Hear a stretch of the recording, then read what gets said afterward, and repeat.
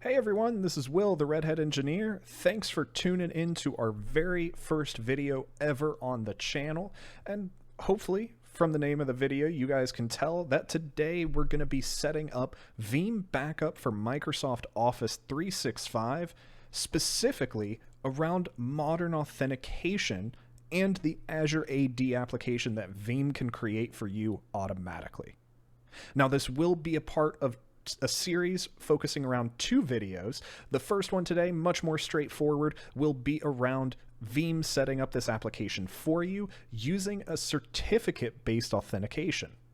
This is going to be a little bit different from this legacy authentication protocols that you see on my screen. So if you are interested in learning more about those legacy authentication protocols or using that authentication method yourself, tune into our next video that'll be a little bit more in depth on that subject.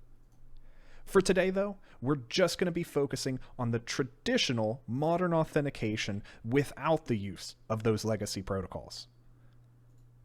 Now, kicking us off, there are two ways for us to really jump into things here. For the more security conscious, of course, we can create an Azure AD application ourselves. But today, I wanted to take a short amount of time and show you how Veeam can create this for you automatically, just with global admin credentials. Now, in turn, if you are interested in learning or seeing the steps for setting up an AD application yourself, tune into the next video. The first half is going to go ahead and jump into just that. But for today, using this automatic registration, things couldn't be easier. So the first thing you're going to be greeted with is giving this application a name. And I'm just going to go ahead and enter Veeam123 as a test name for this application. And we are going to be generating a new SSL certificate. Now, even in production environments, you can follow this exact guide, just keeping everything by default and leaving the default friendly name here for that certificate. Once we finish this off, the only other option you will have is specifically relating to SharePoint web parts. If you'd like to enable the exporting mode, which this is required for certain customized content, we can check that box and continue on. Now, thankfully, this is going to be a very, very easy process. As the global administrator to this account, I'm just going to sign in to the device login page for Microsoft, punch in this code, and through command line, through Azure, we're going to go ahead and create all of this for you. But I wanted to show what this would actually look like inside of our organization itself. Now here, I'm back with Contoso Electronics, our demo account in Office 365. And as you can see, I haven't even finished setting up this account so far. So very quickly, just as all of us do, hopefully, we'll turn on dark mode, and there we go. We're all done. In all seriousness, though, we will go ahead and hop into Azure AD.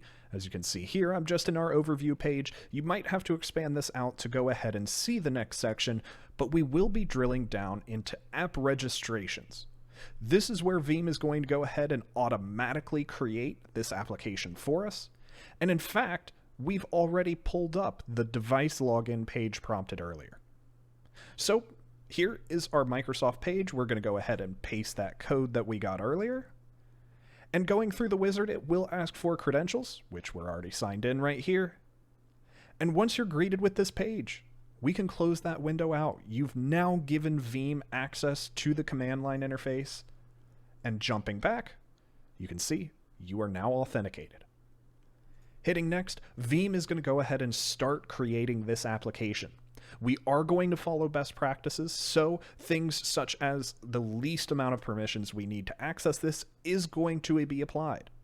And you can see 3 seconds later, it's already done. We can finish this out, and we already have our organization here ready to go. Just to verify things on our end, we will jump back to Azure AD, give this a little refresh, and as you can see, Veeam123, the only application we now own, is set up. We can even dive into here, go ahead and see any of those permissions that we'd want to check or any of our certificates. And there we are. There are all of our permissions. From there, all we have to do is jump back into 365 and go ahead and create a backup job itself. Now, this creation of the backup job and setup will be saved for a recording of just a traditional demo. We really just wanted to focus around the authentication, but there are two other things that I wanted to bring to your attention. First off, if you're a larger organization, we're talking 1,000+ users, you might notice some throttling around the backup of this data from your user. Microsoft is really looking at this as one single application, downloading potentially terabytes of data at one time. So to avoid this, Veeam has included the way for us to manage backup applications. Now this will be blank at first, but just the same way we created the first one, we can create these as well. This will be our application to avoid throttling.